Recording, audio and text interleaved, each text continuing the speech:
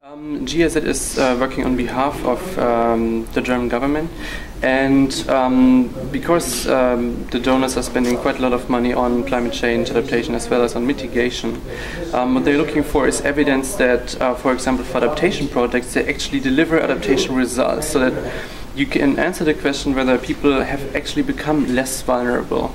And I think that's the most important part of our work, to try to develop methods and tools that you could use to measure adaptation outcomes.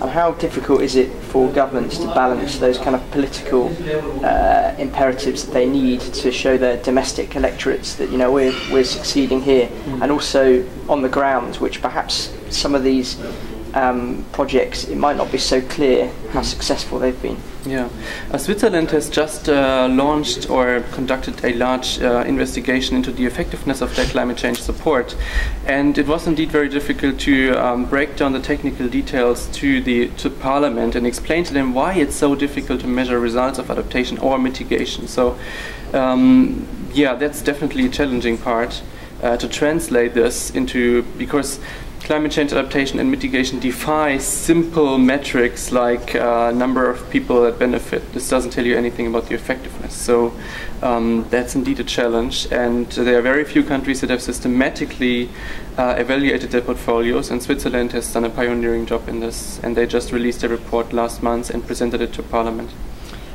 Are we coming closer to a clear set of indicators that will be used all around the world when monitoring different types of projects, or is that too simplistic? Yeah. Is it going to be a case of just I don't know, a chocolate box of different indicators to pick out depending on various projects? Yeah. For adaptation, most definitely not. We are moving towards the direction of universal indicators, because adaptation is so diverse in the topics it's spanning. So there couldn't possibly be a set of indicators. And importantly, as I always point out, the question of M&E is, what do you want to learn? For what purpose are you doing M&E? So therefore, if you have a universal set of indicators, it may only serve a certain purpose, like accountability on a high level. So this couldn't possibly serve the other purposes. So therefore, yes, I mean, you could agree, for example, in UNFCCC on a number of indicators on adaptation or mitigation, but this would only serve then a particular purpose. So this wouldn't mean that you could have a simple set that you could globally measure and you would know everything about adaptation.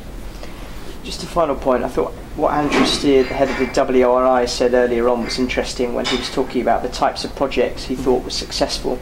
And he said that smaller projects, perhaps renewable energy or other types, were, in his view, less successful than larger strategic programs, perhaps focusing on analysing deforestation rates. Is that something that GIZ and you've been looking at, and is that perhaps a sense of where governments may be putting the bulk of their focus in the future?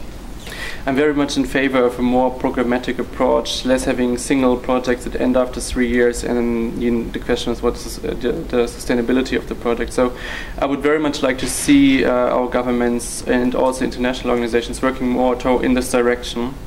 So I would hope this would be the case, and but this is not a decision GIZ could make, for example, but our donors would do this.